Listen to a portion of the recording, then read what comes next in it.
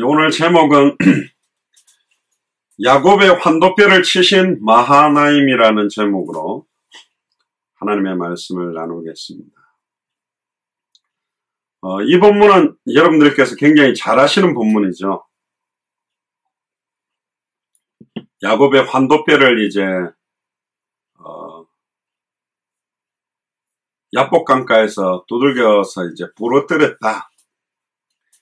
그렇게만 우리가 이제 생각하지만 이 의미들을 저와 여러분들이 좀 다시 깊이 좀 나누면 좋겠습니다. 이번 주에도 저희들이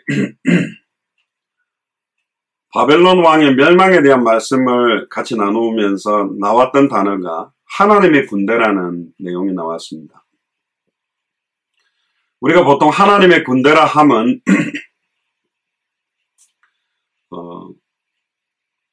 천사들, 하늘의 천군 천사들이라고 보통 우리가 생각을 했었습니다. 그런데 그 하나님의 군대 마하나임이 곧 예수를 그리스도로 믿는 저와 여러분들도 하나님의 군대이고, 또한 하나님께서 애굽의 10가지 재앙을 움직이실 때 움직였던 모든 우주 만물들, 강물 또한 파리와 이나 독종이나 또 죽음의 사자나 바람이나 하나님께서 홍해를 갈라버리는 그 동풍이 불게 하시고 메추라기를 떨어뜨렸던 그 바람까지도, 물까지도, 모든 먼지까지도 다 하나님의 군대다. 하나님의 뜻과 하나님의 언약을 이루기 위해서 하나님이 하나님의 군대로 모든 것들을 사용하고 계신다라는 말씀을 좀 드렸습니다. 그래서 오늘 좀 포커스는 마하나임이라는 하나님의 군대라고 우리가 하는데, 또 다른 뜻은 하나님의 대군, 어마어마한 군사라고 말합니다. 요단 동편 한 5km 정도 떨어져 있는 지역인데 어딘지 정확하게 알기는 어렵습니다. 근데 결국은 오늘 본문에 나오는 외삼촌 라반을 떠나서 자기 고향 가나안 땅으로 돌아가려던 중에 천사를 만나서 씨름을 했던 그 땅, 그리고 환도뼈가 부러졌던 그 땅, 요수아서 13장이나 21장에 보면 이 마하나임이라고 일컬었던 이 지역은 레위인의 사실은 성읍이었습니다. 나중에 성읍이 됩니다. 그러니까 레위인의 성읍이 된다라는 의미가 굉장한 의미가 있죠. 레위인들은 예배의 모든 수종을 드는 지파입니다. 그 레위 지파가 성읍으로 삼았던 지역이 됩니다. 결국은 이 환도뼈라는 의미가 굉장하게 다가오는 내용들이 분명히 있고요.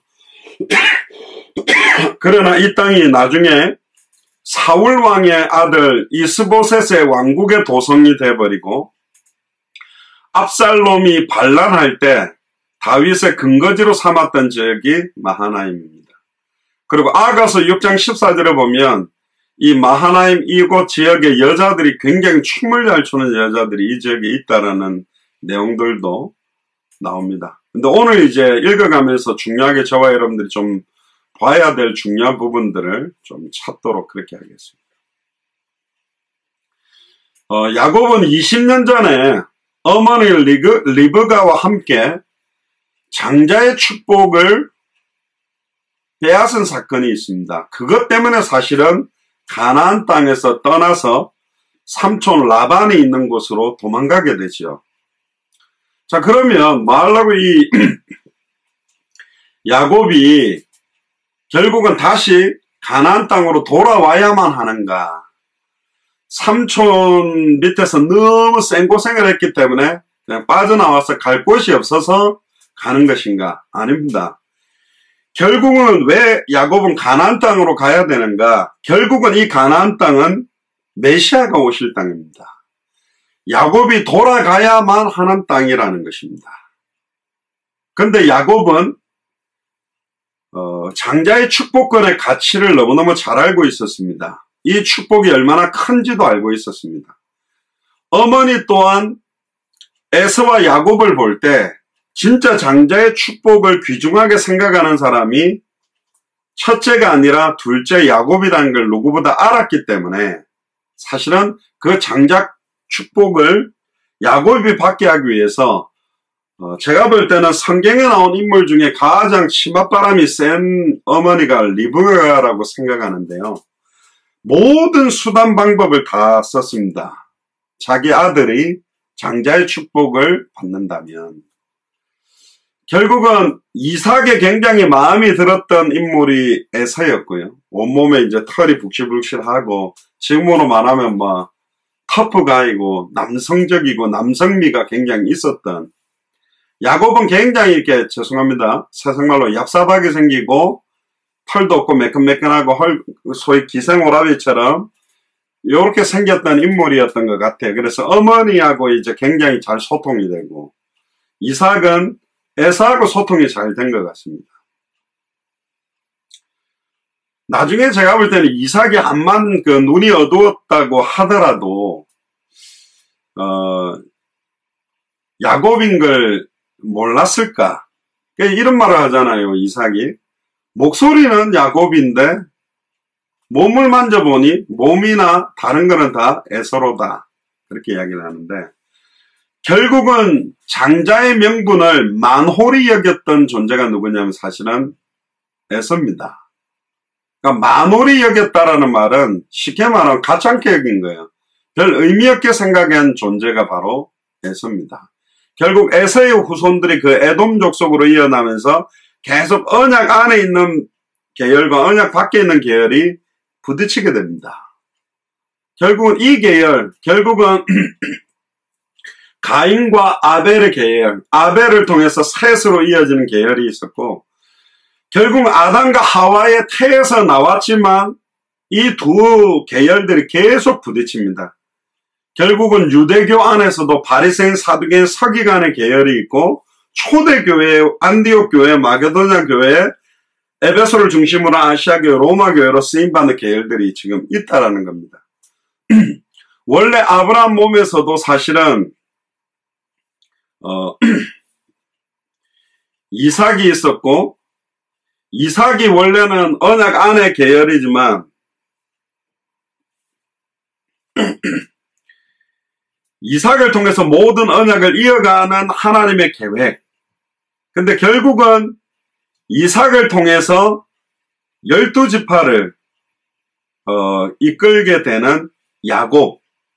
야곱을 통해서는 12지파가 나왔지만 에서를 통해서는 에돔 족속들의 흐름들이 시작됩니다. 그래서 저도 이제 아들 둘, 딸 둘을 가지고 있는데, 자칫 잘못하면 우리의 자녀들이 언약 바깥에서 흐름을 타게 되는 자녀들이 나올 수도 있고, 언약 안으로 들어와서 흐름을 타는 자녀들이 나올 수 있다. 특별히 오늘 사건을 여러 각도로 보면, 하나님의 절대주권으로 보면 하나님이 이제는 이 야곱을 가나안 땅으로 옮기기 위해서, 또 가나안 땅에 합당한 그릇이 되게 하기 위해서 중요한 사건 하나를 만드는 것입니다. 조금씩 읽어가면서 이야기를 하겠습니다만은, 결국은 야곱이 가나안 땅으로 가면서 자기 12명의 아들들이 이 상황을 같이 다 체험하는 겁니다.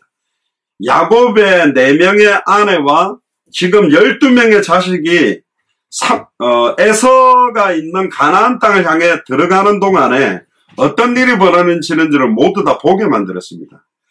결국은 하나님이 야곱 개인뿐만 아니라 야곱의 이름을 이스라엘로 바꾸어주면서 그 이스라엘의 12지파가 되는 자녀들 또한 이 사건을 체험하게 하는 게 하나님의 계획입니다. 결국은 태에서부터 두 계열이 나와서 언약 안에서 쓰임받는, 의의 병기로 쓰임받는 계열이 있고, 언약 바깥의 계열로 쓰임받는, 불의의 병기로 쓰임받는 후손들이 생길 수 있다. 그 각도에서 이제 이 내용들을 좀 같이 보면 좋겠습니다.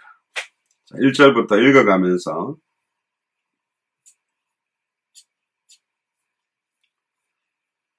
야곱이 그 길을 진행하더니 하나님의 사자들이 그를 만난지라.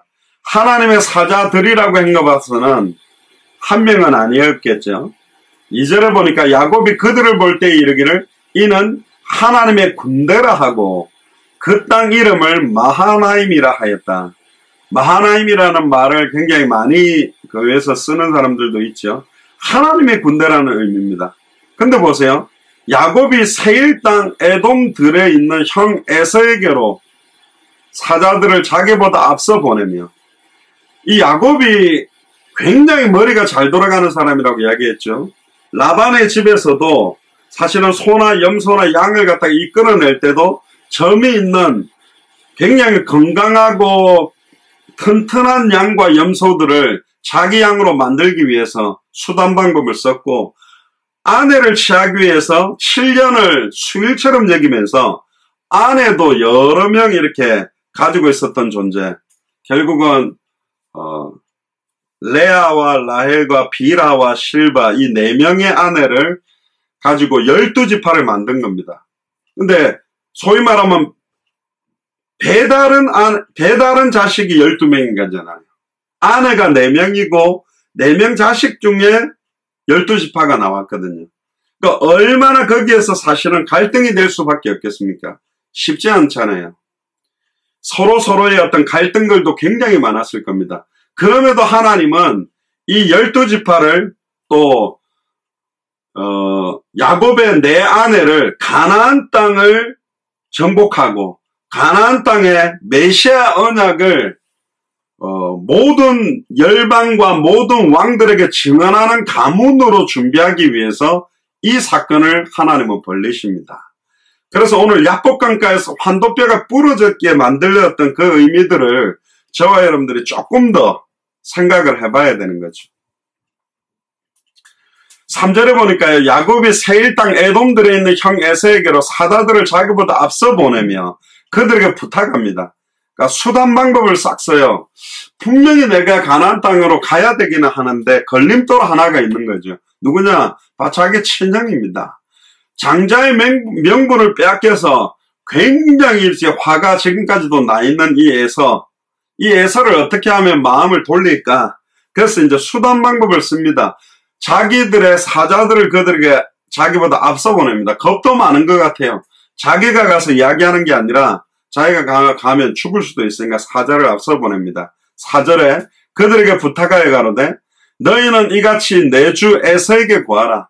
주의 종 야곱이 말하기를 내가 라반에게 붙여서 지금까지 있었사오며 내게 소와 나귀와 양떼와 노비가 있어 사람을 보내어 내 주께 구하고 내 주께 은혜 받기를 원하나이다 하더라 하였더니, 뭐 말은 멋있게 썼습니다. 그런데 그 말은 형님 저 좀 살려주세요. 제가 잘못했으니까 저 죽이지 말고 우리 같이 친하게 지냅시다.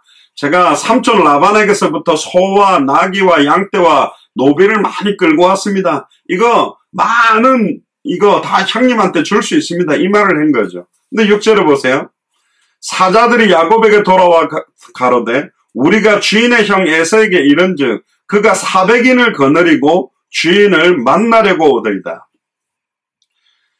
이 장면을 봐서는 분명히 에서가요, 원래 야곱과 야곱의 가족들을 만난다면 에서와 에서의 아내와 자기 아들, 딸들을 데리고 맞이하러 와야 사실은 가장 정상적인 겁니다. 용서했다면. 근데 분명히 6절로 봐서는 용서한 게 아닙니다. 400명의 군인을 끌고 달려오고 있다는 자체는 아직까지도 이 장자의 명분과 축복을 빼앗긴 것에 대한 원한이 남아있다는 거예요. 심지어 삼촌 라반의 집에서 어마어마한 재산을 가지고 몰고 오는 것 또한 자식도 아내도 4명, 자식도 12명을 데리고 어마어마한 노비를 데리고 오는 것 또한 에서 입장에서는 나의 장자의 축복, 장자의 명분이 야곱에게 전달됐기 때문에 받은 것이라고 생각하는 거죠. 그러니까 더 분이 나는 거예요. 얼마나 분이 나겠습니까? 심지어 자기가 받아야 될 축복을 이놈이 지금 도망가가지고 더 받아가 그걸 끌고 오니까 더 화가 나는 거죠. 이건 뭐하고 똑같습니까? 뭐랄까요. 돈 떼먹고 가가 그 돈으로 어마어마한 재산을 만들고 와가지고 이거 다 다시 주겠다 이러니까 너무 화가 나는 거하고 좀 비유는 좀 안 맞는 것 같은데요. 그런 상황인 겁니다. 7절에 보세요. 야곱이 심히 두렵고 답답하여. 하나님이 그러면 왜 에서를 격동시켰을까요? 이 야곱이 끝까지 수단 방법 인본주의 쓰는 거예요. 머리가 너무너무 잘 돌아가고 계산이 너무너무 잘 되고 어떻게 하면 사람들을 이렇게 땡기고 저렇게 땡길까 하나님 앞에 완전히 자복하고 무릎 꿇기 이전에 수단과 방법을 다 쓰는 겁니다. 수단 방법 쓰면 그래 써봐. 하나님은 우리가 당대 세계복음화를 놓고 또 어떤 일들을 진행하며 우리가 머리를 쓰거나 수단을 쓰거나 방법을 쓰는 걸 가지고 할 수가 없습니다. 저도 그렇게 IQ가 낮은 사람은 아닌데 IQ를 잘 써가지고 당대생을 완성할 수 있는 게 아니에요. 우리의 지혜나 우리의 명철로 할 수 있는 일들이 아닙니다. 하나님의 지혜가 아니면 안 되고 하나님의 명철이 아니면 안 되는 거예요. 그 하나님의 지혜가 예수가 그리스도라는 복음 그 자체입니다. 하나님의 명철의 실체가 바로 그리스도시거든요. 그리스도만이 당대생활을 완성할 수 있습니다. 일을 행하고 그걸 지어 만들어 성취할 수 있는 분은 한 분밖에 없다. 결국은 야곱이 가나안 땅 가야 되는 것은 메시아 오실 땅으로 들어가는 건데 메시아를 만나기 위한 준비가 안 돼 있는 거예요. 메시아의 언약이 성취될 땅으로 들어가는 것이 준비가 되지 않은 겁니다. 그래서 하나님은 하나님의 군대 마하나임들을 보낸 겁니다. 하나님의 군대가 사탄 마귀 귀신의 세력을 깨뜨리기도 하고 예수 그리스도로 믿는 자를 대적하는 자를 멸하는 데도 사용되겠지만 하나님이 사용하시기를 원하는 사역자들과 주의 종들을 꺾어버리고 환도뼈를 꺾는다는 말은 우리가 가지고 있는 내 생각, 내 계획, 내 판단, 내 경험, 내 틀, 내 모든 것들을 꺾어버리기 위해서 하나님의 군대를 사용하기도 한다. 그러니까 하나님이 우리를 치시는 것은 죽이는 것이 아닙니다. 결국은 우리를 사용하기 위해서 우리를 치고 계시는 거예요. 할렐루야입니까? 여러분들 자체에게 오는 많은 고난들은 크게는 두 가지로 볼 수 있습니다. 내가 하나님을 대적하고 내가 하나님 앞에 죄를 지어서 징계가 오거나 징벌을 받는 경우가 있고 진짜 하나님의 뜻과 소원을 마태복음 24장 14절을 성취하기 위해서 하나님이 우리를 징계하거나 징벌하는 경우가 있습니다. 왜 그렇습니까? 그것은 하나님이 쓰시기에 합당한 그릇으로 만들기 위한 겁니다. 하나님이 쓰시기에 합당한 모양으로 준비되어져야 됩니다. 내가 가지고 있는 성격, 내가 가지고 있는 기질, 내가 가지고 있는 틀들 이게 깨어져야 하나님의 뜻에 합당하게 쓰임받을 수 있고 그것 또한 야곱의 환도뼈를 꺾어버리시고 하나님 앞에서 수단 방법을 쓰던 지렁이와 같은 야곱의 이름을 열왕과 열방이 허리에서 나오는 최고의 축복의 이름 이스라엘, 지금까지 유대인들의 나라의 이름으로 사용되고 있는 그 이스라엘이 하나님의 뜻에 합당하도록 앞으로 12지파를 통해서 하나님의 뜻을 이루기 위한 준비를 위한 과정에서 하나님이 이 과정을 두신 겁니다. 근데 사실은 리브가 뱃속에 쌍둥이 두 태가 있었는데 천사를 통해서 이렇게 말씀을 듣습니다. 큰 자가 작은 자를 섬길 것이다. 그러니까 처음부터 큰 자 에서는 야곱을 섬기도록 하나님은 정해놓은 거예요. 이거는 운명론적 관점으로 부르면 안 됩니다. 그러면 내가 당대 생활 쓰임 받을지 안 받을지 결정됐다면 보통 우리 철없는 아이들이 말하는 것처럼 내가 내 마음대로 살아도 하나님의 때가 되면 나를 꺾어서 쓰겠지. 그런 의미가 아니고 이건 운명론적 관점이 아니라 하나님의 절대 주권 신묘막측한 섭리와 계획 안에 이미 확정되어 있었어요. 그러면 한 단계 더 들어가 보면 리브가와 야곱이 그렇게 장자의 명분에 대한 값어치를 사모하고 어떤 방법을 써서라도 그것을 취하려고 만들었던 것은 하나님의 계획도 있었다는 거죠. 에서가 만홀히 여기고 장자의 명분에 대한 관심이나 생각 자체도 별로 없고 사냥하고 아버지한테 음식 갖다 주고 결국 아버지를 기쁘게 한다라는 거, 인간적인 아버지에 대한 기쁨, 육신적인 만족을 두는데 관심이 있었다면 결국은 어릴 때부터 봐왔던 1년 농사 지었는데 100배의 축복을 얻고 운물을 계속 빼앗겼는데 세매 근원을 얻는 걸 보면서 수많은 이방인들이 자기 아버지 이삭에게 무릎 꿇는 모습, 화친하는 모습을 보면서 우리 할아버지 아브라함을 통해서 어떤 축복이 오는 것인가? 모리아 산에서 이삭이 죽어야 될 자리에 뿔이 걸려서 대신 죽었던 수양의 언약, 결국은 언약이라면 너무너무 사랑하는 이삭까지도 죽일 수 있고, 결국은 자기가 죽어야 될 자리에 대신 죽어가는 수양을 보면서 예수가 그리스도라는 복음의 언약들, 아직까지 예수를 그리스도로 믿는 믿음이 이삭에게 있는 게 아니죠. 장차 나 대신 대속의 죽음을 성취하실 메시아 언약을 정확하게 붙들었던 사람이 이삭입니다. 그러면 그 이삭이 붙들었던 그 언약의 대를 이어가는 축복, 아브람과 이삭과 에서의 하나님이 될 수도 있었는데 아브람과 이삭과 야곱의 하나님이라고 하나님이 직접 모세에게 나타나서 그러면 당신의 하나님의 이름이 뭐냐고 애굽 사람 물으면 뭐라고 할까요? 너희 하나님은 아브라함의 하나님이요, 이삭의 하나님이요, 야곱의 하나님이다. 사실은 요새까지는 안 가죠. 이 3대까지만 딱 이야기를 하게 되잖아요. 이 어마어마한 칭호의 축복, 장자의 명분 정도가 아니라 아브라함과 다윗의 자손 예수 그리스도의 세계의 언약의 대를 이어가는 속으로 들어가는 그 값어치를 알았던 사람이 누구냐? 사실은 야곱입니다. 그러니까 영적으로도 굉장히 똑똑한 게 있고요. 그럼에도 불구하고 세상적으로도 많은 것들을 같이 가지고 가려고 한 사람이 누구냐? 야곱입니다. 영적으로도 굉장한 천국은 침노하는 자의 것이라고 욕심도 많아요. 되게 축복받고 싶어 하고. 또 보니까 여자도 좋아해. 아내도 4명. 그리고 물질에 대한 소유욕도 대단한 사람. 그러니까 하나님의 축복과 세상의 축복을 같이 지고서 뭔가를 하려고 하는 대표적인 인물이 야곱입니다. 그런데 가나안 땅에서는 그렇게 안 된다는 거예요. 가나안 언약을 성취하기 위해서는 그런 수준 갖고 안 된다는 거죠. 그래서 하나님이 환도뼈를 꺾어버렸습니다. 결국은 너의 모든 수단과 방법들을 다 내려놔야만 이게 가능하다. 그리고는 결국 이 야곱은요, 어떤 축복까지 받습니까? 요셉 때문에 바로 왕에게 축복 기도를 하는, 지금으로 말하면 트럼프 대통령한테 딱 가가지고 축복 기도를 딱 하는 어마어마한 축복까지 사실은 받게 되고, 영영한 칭호, 12지파의 칭호가 자기의 자손들에 의해서 12지파를 통해 완벽한 하나님의 언약을 이루는 축복 속으로 들어가게 되는 사람이 이 야곱입니다.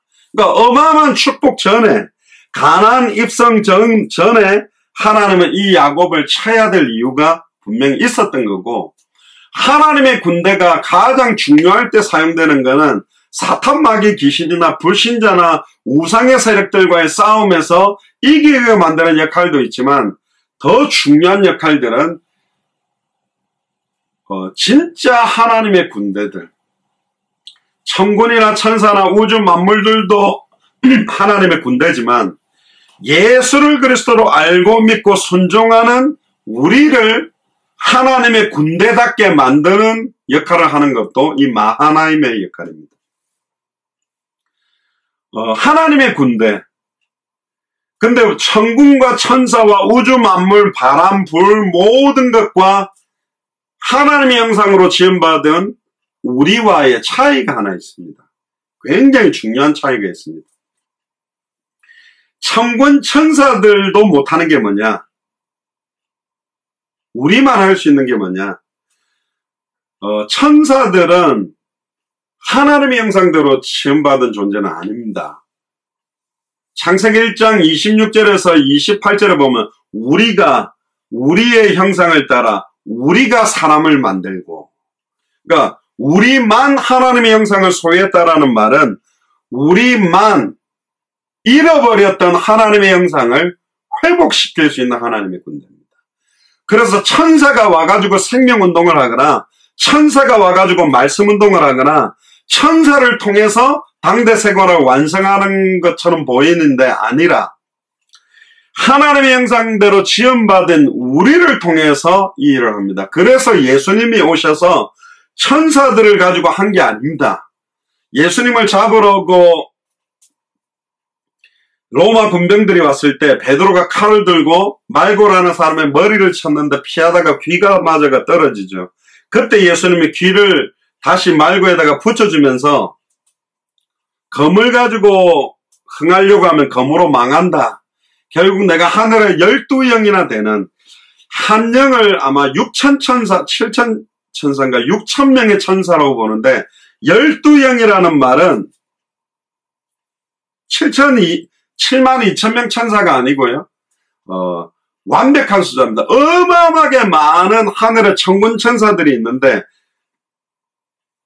지금 내가 내 생각과 내 뜻대로 잡히기 싫다고 천사를 보내서 막 피해 다니고 제가 만약에 예수님처럼 돌아다녔다면 천사들을 항상 옆에 호위하면서 막 보란듯이 천사들이 나타나서 막 일으키는 역사를 일으키면서 막 영적인 자신의 능력을 과시하면서 다녔겠죠. 근데 예수님은 눈에 보이지 않게 천사들의 어떤 능력이나 이걸 쓰지 않고요. 누구를 준비시켰냐? 3년 6개월 동안에 12제자와 70인 제자를 준비시켰습니다. 완벽한 마하나임, 완벽한 하나님의 군대. 물론 하나님의 형상대로 지원받은 12지파 70인, 예수를 그리스도로 알고 믿고 순종하는 자들이 사역하고 움직일 때 눈에 보이지 않게 어린 소자 하나 옆에도 있는 천사들이 있듯이 눈에는 보이지 않게 천군 천사들이 우리의 발걸음마다 역사하게 되어 있어요. 그래서 히브리서 1장 14절에 구약시대 때는 천사들이 나타나면 야곱도 똑같이 하나님하고 똑같이 생각하고 엎드려서 절했지만 십자가 사건 이후부터는 천사들에게 절하거나 천사를 하나님처럼 막 대우하는 장면은 없어요. 왜 없냐? 결국은 하나님의 형상대로 지음받은 예수를 그리스도로 알고 믿고 순종하는 그리스도의 제자들을 통해서 마태복음 24장 14절을 성취시키고 그 성취의 배후의 역할을 하는 형태로 천군 천사들이나 우주 만물들이 이용되는 것이지 당대 세계문을 완성하는데 누구에게 모든 하나님의 군대의 핵심 중에 핵심적인 전투, 가장 중요한 전투를 맡겨놨냐?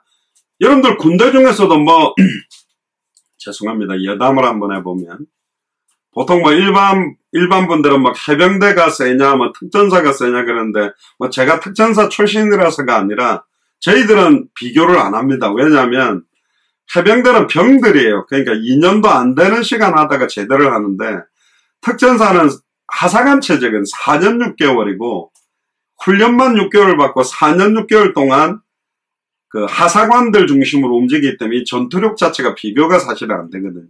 그럼 UDT는 해군 특전사거든요. UDT가 낫냐, 해병대가 낫냐, 특전사가 낫냐, HID가 낫냐, SSU가 낫냐, 굉장히 많은 그런 이야기들을 합니다. 그러면 하늘에도 천군 천사가 있죠. 가브리엘 천사도 있고 미가엘 군대 장관도 있고 다양한 천사들이 있잖아요. 그런데 그런 군대 장관 모든 천군 천사들이 있음에도 불구하고 그들이 어마어마한 능력을 갖고 있음에도 불구하고 가장 중요한 내 아버지의 뜻은 한 사람이라도 한 영혼이라도 잃어버리지 아니하고 마지막 날에 다시 찾고 살리는 건데 이걸 누구한테 지어졌냐면 지질이도 성격 더럽고 무능하고 인본주의 쓰고 비참한 상태로 이런 야곱과 같은 지렁이 같은 야곱이라고 불렀잖아요. 우리한테 맡겨놨다니까. 근데 지질이도 멍청하고 못나고 수준이 이상해가지고 관심이 없어요. 천하보다 귀한 한 생명을 살려내고 그 한 생명을 말씀으로 양육하고 그들을 제자로 세워서 200개 나라 2000개가 넘는 미전도 부족 국가에 하나님의 형상을 회복한 주의 종들과 선교사들과 교회들이 일어나는 이 일에 대한 값어치 자체를 모르는 거예요. 그러면 환도뼈를 두들겨 깨는 거예요. 와가지고 아이고 이 멍청한 놈들아 뭐에 그렇게 집중하고 있냐, 뭐가 그렇게 우선순위냐, 네가 가장 중요하게 생각해야 될 것이 뭐냐. 지금 네 자녀 12명의 자녀가 12지파를 이룰 자녀들인데 앞으로 어마어마한 하나님의 군대가 될 것인데 결국은 뒤에도 보면 여호수아 함께 12지파가 군대로 나누어서, 또 레위 지파 같은 경우는 아예 예배를 전담하는 자녀가 나올 판인데, 지금 정신 차려라. 자식들이 네가 지금 삼촌 집에서 어떤 수단과 방법을 쓰며 지금 큰아버지 에서를 만나러 가는데, 나중에 이게 그 형태로 보면요, 야곱이 맨 뒤에 서요.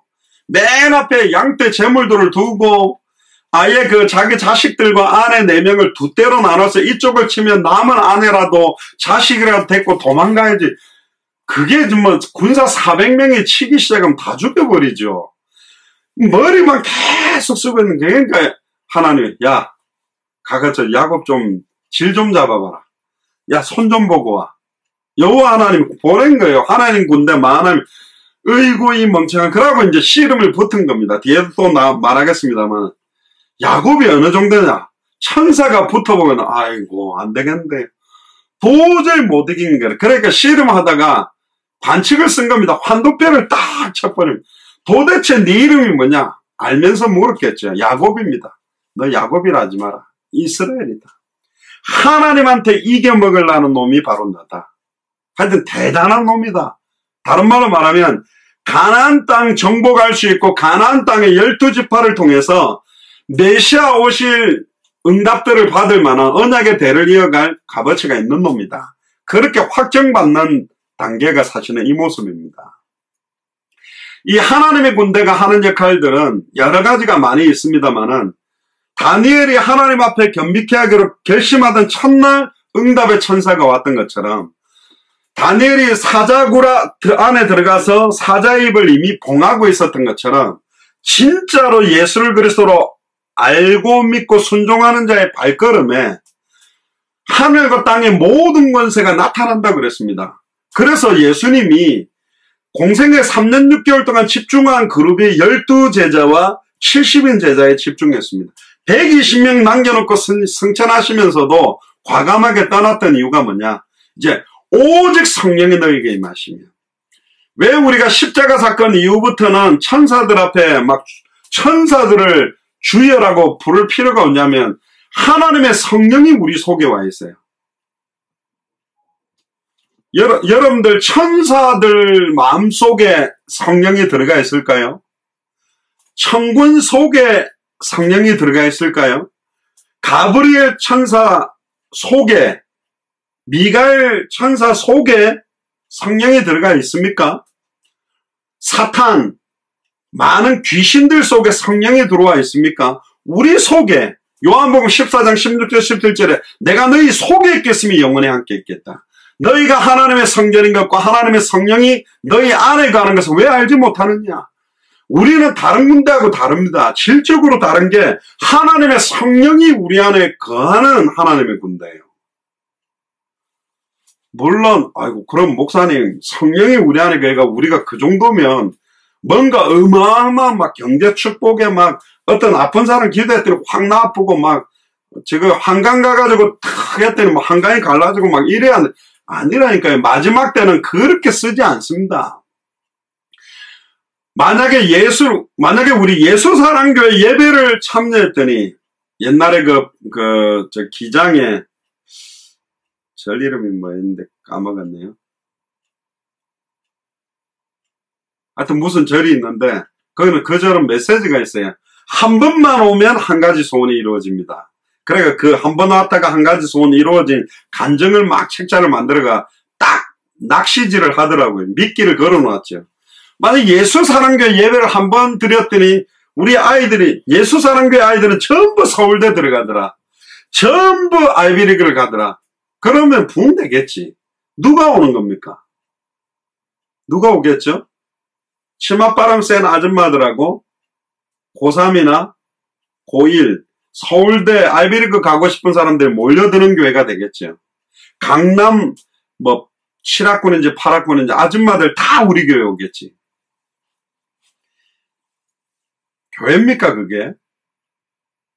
교회가 아니죠. 그럼 그걸 놓고 앉아갖고 예배하는 게 예배입니까? 아니라니까. 그래서 영적으로만 분별됩니다. 만세와 만대로부터 감춰온 비밀은 껍데기로 볼 땐 하나도 값어치가 없어요. 사도 바울의 삶을 볼 때 가장 비참하고 텐트 메이커로 살고 뭐 어마어마한 교회 건축해놓고 폼 잡고 앉아있은 게 아니라 일평생 순회하면서 교회 세우고 사역을 했다니까요. 베드로는 좀 폼을 잡았어요. 그런데 그 삶을 볼 때 자지 못하고 입지 못하고 40에 하나 감한매를 맞고 그 길이 아무나 가기가 어려워. 그러나 그 안에 값어치, 그 안에 들어있는 축복은 비교가 불가한 거라니까요. 우리 젊은 애들이 말하는 끝판왕의 축복이 생명운동, 말씀운동, 제자운동, 당대 세계복음화의 흐름을 향해 가는 사람들에게 쌓이는 것입니다. 그걸 아는 사람들이 진짜 똑똑한 거예요. 또 다시 보면요. 7절에 보세요. 야곱이 심히 두렵고 답답해요. 그렇죠. 두려워해야지. 지 생각 아직 갖고 있는데 답답해야지. 그렇죠. 수단 방법 해가지고 됩니까? 200개 나라와 2000개가 넘는 미존도 부족국가 합당한 자 평안을 받을 자 옥토들은요. 우리를 알아요. 그들도 그들 속에도 성령이 계시다면 야, 저 목사가 저 교회 장로님이 저 교회 권사님이 저 교회 안수 집사님이 성도들이 저 선교사님이 수단과 방법을 쓰는 사람이냐 진짜 말씀대로 가려고 하는 거냐. 연약하거나 부족해서 실수하는 거는 그들이 이해할 겁니다. 그러나 일부러 인본주의를 쓰고 수단과 방법을 계속 꾸려 나간다.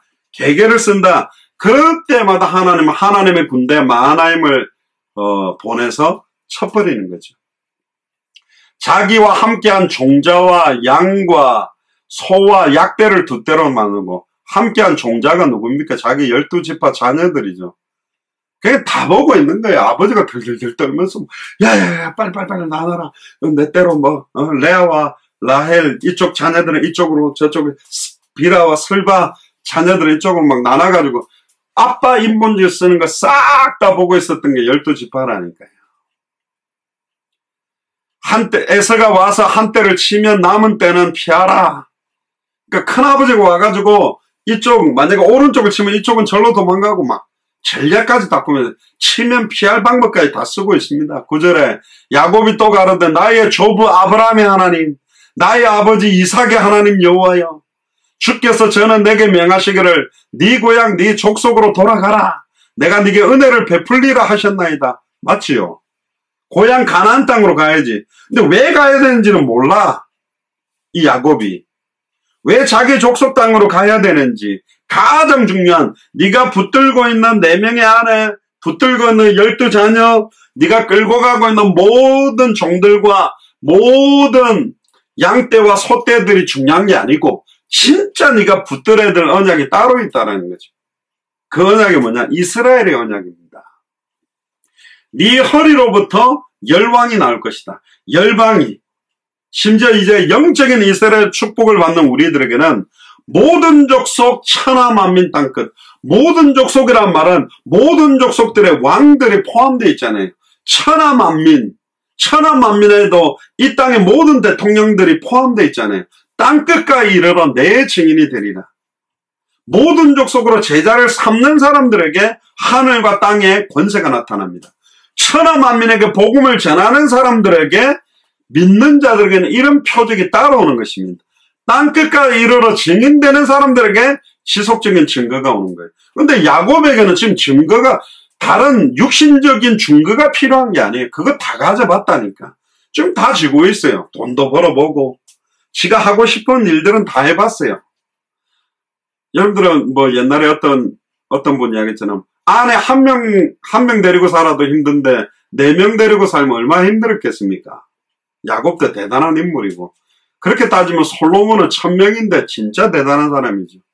근데 4명 아내를 데리고 12지파 12명의 아들 데리고 지금 인본주의 생쇼를 지금 다 하고 있는 겁니다. 지금 이 앞에서. 마하나임도 쳐다보고 있겠죠. 지금 이 상황을 보고 있는 겁니다. 웃긴 거죠. 뭐하고 똑같냐면, 옛날에 그런 경우 없습니까? 초등학교 때 숙제나 일기 같은 거 이렇게 해가야 되는데, 안 해가지고 선생님이 펴놔봐 이렇게 검사하는데, 앞에 검사해야 될 거, 싹 뒤로 돌려갖고 행가처럼 펴놓고 막 이렇게 해본 적 없습니까? 수단 방법, 다 보이는 수단 방법 쓰고 이러니까 하나님이 볼 때 진짜 웃고 계시고, 마하나임 천군 천사들이 딱 볼 때도, 야, 얘 뭐하냐? 지금 하나님의 형상대로 지금 메시아 언약을 성취하고 가나안 땅으로 돌아가야 될 12지파의 축복을 받을 아버지가 이 뭐하고 있는 거야? 웃긴 겁니다.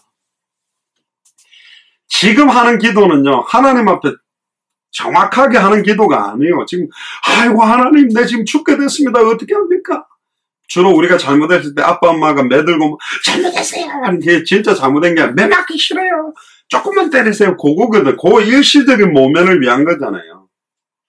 10절을 보세요. 그게 하나님 원망이요. 아니 내가 가나안 땅으로 가면 축복한다 안 했습니까? 근데 왜 지금 형이 지금 우리 죽이려고 400명 군대를 끌고 옵니까? 하나님 원망입니다. 10절을 보세요. 나는 주께서 주의 종에게 베푸신 모든 은총과 모든 진리를 조금이라도 감당할 수 없사오나 내가 내 지팡이만 가지고 이 요단을 건넜더니 지금은 두 때나 이루었나이다. 두 때를 이룬 게 중요한 게 하나님이 주시는 축복, 네 수단 방법으로 끌어모은 재산 말고 하나님이 주시려고 하는 은혜, 이 땅에서 받는 육신의 복이 아니라 하늘에 속한 신령한 복을 부어주려고 하는데 이 야곱은 계속 지금 자기가 이룬 거에 대한 이야기를 합니다. 그거 우와 네가 두 때나 이렇게 많은 소를 뭐냐. 하나님 지금 그거 보고 놀랄 뿐도 아니잖아요. 그러니까 완전히 세상적이고 인간적이고 육신적이고 세속적인 기준에 아직 있는 거예요. 그러니까 12지파의 아버지로서의 감당할 준비가 안 돼 있는 상태죠. 11절에 내가 주께 간구하오니 내 형의 손에서 에서의 손에서 나를 건져내시옵소서. 하나님이요 에서도 지금 사용하고 있는 겁니다. 야곱의 치를 잡기 위해서 영적으로 완전히 하나님 앞에 쓰임받기에 복음에 합당하게 진짜로 가나안 땅을 정복하고 12지파의 아버지로 합당한 그릇으로 준비하고 있는 작업들입니다. 내가 그를 두려워하면 그가 와서 나와 내 처자를 칠까 겁냄이니이다. 겁이 난 거죠. 12절에 주께서 말씀하시기를 내가 정녕 네게 은혜를 베풀어 네 씨로 바다에 설 수 없는 모래와 같이 많게 하리라 하셨나이다. 머리가 좋아가 다 기억해요. 그 있잖아요. 옛날에 어떤 분이 막 시달리면서 저한테 그러더라고요. 목사님 권세 있는 주 예수 그리스도 이름으로 기도한 사탄의 하늘로서 번개같이 떨어진 건 아는데 미치겠어요. 알면 뭐합니까? 미치겠다는데. 지금 이게 야곱의 입장입니다. 뭐 권세 있는 주 예수 그리스도 앞에 주의 이름이면 귀신들도 항복한다고 하는 거 알아. 아는 거 하고 믿는 게 다르다니까. 믿고 그렇게 순종하는 게 달라요. 믿는다 입으로 딱 하면서도 또 실제 순종을 안 하는 사람들은 많거든요. 그러니까 지금 야곱이 껍데기 믿음, 경건의 모양, 이거 다 지식적으로만 아는 거예요. 머리로만 알고 있는 거. 진짜 마음으로 믿고 마음으로 믿으면서 실제 자기 삶에서 순종해야 돼. 그러면 어떻게 해야 됩니까? 사신을 보내고 양떼를 앞에 놔두고 자기 아내를 두 떼로 나누고 맨 뒤에 야곱 있는 게 거꾸로예요. 자기가 맨 앞에 가고 뒤에 아내들과 자식하고 자기가 딱 맞서서 만나야지. 그 전쟁 영화 보세요. 꼭 보면 나쁜 놈들은 막 자기 밑에 보냅니다. 조폭 영화도 보면. 그리고 맨 마지막에 그 대장 같은 애가 주인공과 싸우다가 조금 제일 웃긴 영화는 억수로 허무하게 져버리거나 좀 재밌는 영화는 굉장히 열심히 싸우다가 아슬아슬하게 죽거나 또 무슨 옛날에 뭡니까 서양자 알렉산더라든가 이런 거 보면 또 옛날에 그 전쟁 보면 항상 맨 앞서 달려가요. 제일 먼저 적진은 들어간다. 야곱은 쫄짱보라서 맨 뒤에 숨어서 앞에 방패막이로 자기 재산과 아내와 자녀를 다 밀어놓고 맨 뒤에 있는 겁니다. 한마디로 성격 더럽다. 성격이 완전히 쫄짱부고 에서처럼 이렇게 담대함도 없는 결국 나밖에 모르는 개인주의적이에요. 13절에 보세요. 야곱이 거기서 격려하고 그 소유 중에서 형 에서를 위하여 예물을 택하니 14절에 암염소가 200이요 수염소가 20이요 암양이 200이요 수양이 20이요 전나는 약대 30이요 그 새끼요 암소가 40이요 항소가 10이요 암나귀가 20이요 그 새끼 나귀가 10이라. 제가 볼 때는 요것도요 자기 재산의 한 10분의 1 정도 주지 않았을까. 10분의 9를 줄 정도 그래서는 아니에요. 야곱이 요거 다 뒤로 짬박아 놓고 숨가놔야 돼. 그러니까 요것만 딱 주려고 하는 그런 수준일 겁니다. 그러니까 어마어마하게 많아요. 심지어 16절에 그것을 각각 때로 나눠 종들의 손에 맡기고 그 종들에게 이르기를 나보다 앞서 건너가서 각대로 상거가 뜨게 하라. 같이 우우 가는 게 아니라 거리를 멀리 해가지고 그걸 갖다가 막 안 받고 쫓아오면 빨리 도망가려고. 17절에 그러니까 도망갈 구멍 다 만들어 놓은 겁니다. 올인이라는 게 아니에요. 뒤로 꿈쳐놓은 거 다 꿈쳐놓고 막 이렇게 하는 거죠. 그가 또 앞선 자에게 부탁하여 가로되 내 형 에서가 너를 만나 묻기를 네가 네 사람이 어디로 가느냐 내 앞에 있는 것은 네 것이나 하거든 대답하기를 주의 종 야곱의 것이요 자기의 주 에서에게 보내는 예물이 오며 야곱도 우리 뒤에 있나이다 하라 하고 메시지도 줍니다. 근데 이 메시지는 완전히 회유책이죠. 19절에 그 둘째와 셋째와 각대를 따라가는 자에게 부탁하여 가로되 그러면 그러니까 이 뭡니까 자기 그 종들도요 미치겠네. 우리 주인 와 이라노. 좀 빨리 자기가 딱 가가 형님 앞에 무릎 꿇고 제가 그때 장자의 축복 배터리 같은 거 죄송합니다. 죽이려면 죽이십시오. 제가 그래도 형님 동생 아닙니까? 저는 가나안 땅에 언약 때문에 들어왔습니다. 그렇게 딱 말을 하고 들어가야 되는데 난리가 난 거예요. 자기 막 재산을 갖다가 일로 나누고 절로 나누고 막 너는 가서 이런 이야기 좀 해라. 그거 딱 보고 있는 4명의 아내 딱 보고 있는 12명의 야곱의 자녀들 뭔 생각을 했을까요? 아버지 딱 보면서 우리 남편 왜 이러지? 우리 아버지 왜 이러지? 이건 아닌데 이건 아니야 막 이러고 있겠죠. 난리가 난 거예요. 야곱이 하여튼 자기 안에 있는 삼촌 라반 집에서는 막 어떻게 막 좀 폼 좀 잡고 막 은혜로운 아버지 역할을 했는지는 몰라도 지금 막말로 막 쪽이란 쪽은 다 팔고 있는 겁니다. 지금 야곱이.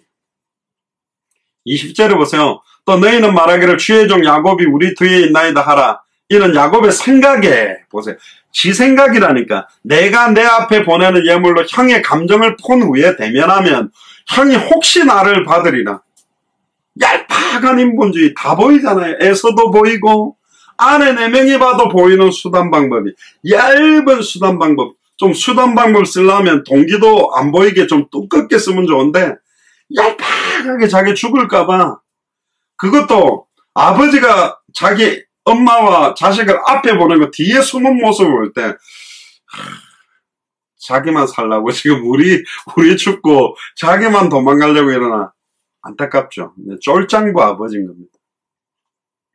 21절에 그의 물은 그의 앞서 행하고 그는 무리 가운데 격려하다가 밤에 일어나 2 아내와 2 여종과 11아들을 인도하여 야복 나루를 건너갈 때에 그들을 인도하여 시내를 건너며 그 소유도 건네고 야곱은 홀로 남았더니 그러니까 야복 강가에서 건너게 만들면 자기는 안 건너가. 혼자만 딱 남았어. 다 보냈어요. 그것 이제 하나님이 1대1의 관계에서 시간표를 준 거예요. 그러니까 그림을 한번 연장해 보세요. 저는 막 에서가 사병이 군대 되고 말을 타고 달려오고 있고 앞에 막 떼를 보내고 그 야복 강가를 건너서 딱 보내고 자기는 또 야복 강가 맞은편에 딱 서가지고 안 건너가고 혼자 딱 남아있는 거예요. 그때 24절에 그 마하나임이 다시 등장합니다. 어떤 사람이 날이 새도록 야곱과 씨름하다가 그 사람이 자기가 야곱을 이기지 못함을 보고 얼마나 이 마하나임 천사를 이겨먹으려 하는지. 그러니까 성질은 승부 근성은 대단한 것 같아.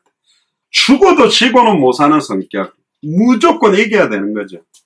야곱의 환도뼈를 치매 야곱의 환도뼈가 그 사람과 씨름할 때 위골되었더라. 근데 제 이름이 전에 야곱을 안 했습니까? 이게 구약의 이름 야곱에서 나왔댔죠. 야곱 보면 저 같아요. 굉장히 이렇게 머리도 잘 돌아가는 것 같고. 26절에 보면 그 사람이 가로되 날이 서리하니 나로 가게 하라. 야곱이 가로되 또 야곱이요 원래 이 축복받는 건 좋아하잖아요. 당신이 내게 축복하지 아니하면 가게 하지 아니하겠나이다. 27절에 그 사람이 그에게 이르되 네 이름이 무엇이냐? 그가 가로되 야곱이니이다. 야곱하고 붙어서 씨름을 하는 형태로 나타난 것을 보서는 사람의 형태로 육체를 입고 나타난 거죠. 그 사람이 가로되 네 이름을 다시는 야곱이라 부를 것이 아니요 이스라엘이라 부를 것이니 이는 네가 하나님과 사람으로 더불어 겨루어 이겼습니다. 근데 원어 뜻을 보면 하나님을 이겼다라는 의미도 들어있지만 결국은 하나님의 언약을 나의 언약으로 붙들기 위해서 몸부림을 쳤다라는 의미로 봐야 됩니다. 진짜 하나님의 축복 아니면 나는 살 수 없습니다. 지금 내 가족도 다 죽게 됐고 내 자녀도 다 죽게 됐고 내 아내들도 다 죽게 됐고 모든 걸 다 잃어버리는 상황이니까 여기서 말하는 축복은 경제 축복이겠습니까? 좀 죽을 판인데 진짜 하나님 내가 가나안 땅 가야 될 이유에 대한 축복 진짜 나를 통해서 하나님이 이루시려고 하는 언약에 대한 축복을 재확인하기를 원했던 것이 바로 약복강가입니다. 29절에 야곱이 청하여 가로되 당신의 이름을 구하소서 그 사람이 가로되 어찌 내 이름을 묻느냐고 거기서 야곱에게 축복한지라. 그러니까 야곱에게도 정확한 하나님의 이름을 밝히지 않아요. 선명하게 하나님의 이름을 밝히는 것은 모세에게 나는 여호와다 그렇게 밝혀주는데요. 야곱이 그곳 이름을 브니엘이라 하였으니 내가 하나님과 대면하여 보았으나 내 생명이 보존되었다 함이더라. 브니엘이라는 말은 하나님의 얼굴, 하나님과 대면하여서 봤다 이런 의미인데요. 사람과 씨름을 했고 사람을 봤는데 뭐 하나님을 봤겠습니까? 살아있는 거로 봐서는 하나님을 볼 수도 없고 하나님을 본 자는 죽는다고 되어 있기 때문에 31절에 그가 브니엘을 지날 때에 해가 돋았고 그 환도뼈로 인하여 절었더라. 그러니까 실제로 두들겨 맞아가지고 환도뼈를 맞아가 쩔뚝쩔뚝하고 걸어가고 있는 거죠. 그 사람이 야곱의 환도뼈 큰 힘줄을 친 거로 이스라엘 사람이 지금까지 환도뼈 큰 힘줄을 먹지 아니하였더라. 자, 그리고 이제 마무리를 하겠습니다. 33장을 한번 펴보시면요. 창세기 33장 1절입니다. 야곱이 눈을 들어보니 에서가 400인을 거느리고 오는지라. 그 자식들을 나누어 레아와 라헬과 두 여종에게 맡기고 여종과 그 자식들은 앞에 두고 레아와 그 자식들은 다음에 두고 라헬과 요셉은 뒤에 두고. 그러니까 누구를 제일 사랑한지 서열이 나오죠. 여종을 앞에, 그러니까 비라와 실바 안에, 그 자식들은 앞에 두고 레아, 그래도 둘째, 원래는 라헬인 줄 알고 동침을 했다가 눈 떠보니까 레아인데 실제는 레아가 첫째 부인이지만 사랑하는 정도는 라헬이잖아요. 그러니까 라헬과 요셉은 맨 뒤에. 그러니까 비라와 실바는 죽어도 괜찮아. 레아까지 죽어도 괜찮아. 혹시 라헬이라도 살면. 그러니까 나중에 사실은 비라와 실바는 열받아야 돼요. 나도 그래도 아내인데 말이야. 우리를 이런 식으로 차별하냐 이러고 난리 났어야 되는데 제가 볼 때는 야곱이 많이 뜯기지 않았을까, 바가지가 많이 긁혔을 것 같아요. 3절에 자기는 그들 앞에서 나가되 몸을 7번 땅에 굽히며, 이제 3절에 보세요. 자기는 그들 앞에 나가죠. 이제 뒤에 숨어 있다가, 근데 나갈 때 어떻게 나갔을까요? 쩔뚝쩔뚝하고 두들겨 맞아가지고 나갔겠죠. 7번 땅에 굽히며, 얼마나 그 살고 싶은 생존의 욕구도 강하죠. 절대 나 좀 죽이지 마세요. 7번 전하며 그 형에 가까이 하니 4절에 하나님이 바꾸십니다. 에서가 달려와서 그를 맞아 안고 목을 어금맞기고 그와 입 맞추고 피차 우니라. 울었다는 것 자체는 두 가지 의미인 것 같습니다. 끌어안고 우는데 이때 하나님께서 에서의 마음을 완전히 뒤바꾸어 놔서 정말로 내가 너를 죽이려고 미워했었던 그 모든 것들에 대한 회개적인 눈물도 있을 거고, 또 이상하게 보면 원통해서 울 수도 있고, 내가 창조의 축복을 받았어야 되는데, 내가 12지파 어마어마한 지파를 꾸린 축복을 받았어야 되는데 그래도 니라도 받아서 이 축복을 잘 감당해라 그래서 안아줬는지는 모르겠습니다. 결론입니다. 오늘 메시지에서 제가 여러분들하고 조금 생각해보고 싶은 게 뭐냐. 사실은 이 야곱이 누구를 말하냐? 바로 우리 자신들을 말하는 겁니다. 하나님이 원하는 거는요, 우리의 어마어마한 이 세상적인 육신적인 여러 가지들을 원하는 게 아니고, 나는 왜 가나안 땅을 가야만 하는가? 나는 누군가? 내 앞에 벌어지는 모든 상황, 현실 조건은 하나님의 지극히 선한 뜻을 이루기 위한 절대 조건 아래에서 완벽하게 진행되고 있다. 하나님은 눈동자같이 우리를 지키시고 사드락 메삭 아벳느고가 용광로에서 불에 끌리는 털끝 하나, 불에 끌리는 냄새가 나지 않도록 세밀하게 보호하실 수 있는 분이다. 날아다니는 참새 한 마리가 떨어지는 것도 하나님이 허락해야 된다면 참새보다 귀한 하나님의 형상대로 지음받은 하나님의 군대, 잃어버린 하나님의 형상 예수가 그리스도라는 이 복음을 가지고 회복시킬 수 있는 하나님의 군대가 우리입니다. 내 아내가 보고 있고 내 남편이 보고 있고 내 자녀들이 보고 있습니다. 하나님 앞에서, 그리스도 앞에서, 내 아내 앞에서, 내 자녀 앞에서 진짜 나는 인본주의 쓰고 있냐, 내 머리와 수단 방법을 가지고 어떤 상황들을 모면하기 위한 식으로 신앙생활을 하는 거냐, 진짜 하나님의 완전한 언약대로 일을 행하고 그걸 만들어지어 성취하시는 완벽한 마태복음 24장 14절의 언약 성취 속에 내가 있다고 믿고 있느냐. 너희 속에 착한 일을 시작하시니까 그리스도의 날까지 이 일을 이루실 줄을 내가 확신한다고 유오디아와 순두개가 갈등하고 싸우는 빌립보 현장, 빌립보 교회를 보고 사도 바울은 그 확신을 고백했거든. 지금은 싸우는 것 같고 갈등이 있고 여러 가지 수단과 방법을 쓰는 것 같아도 너희 속에서 착한 일을 시작하시니까 그리스도의 날까지 이 일을 이루실 줄을 나는 확신한다. 그게 사도 바울이 빌립보서 1장 6절에 7절에 고백하는 겁니다. 히브리서 11장에 구름같이 둘러싼 허다한 증인들이 승리한 비밀이 뭐냐? 히브리서 12장 1절에서 2절을 한번 펴고 읽고 마치겠습니다. 히브리서 12장을 펴보시기 바랍니다.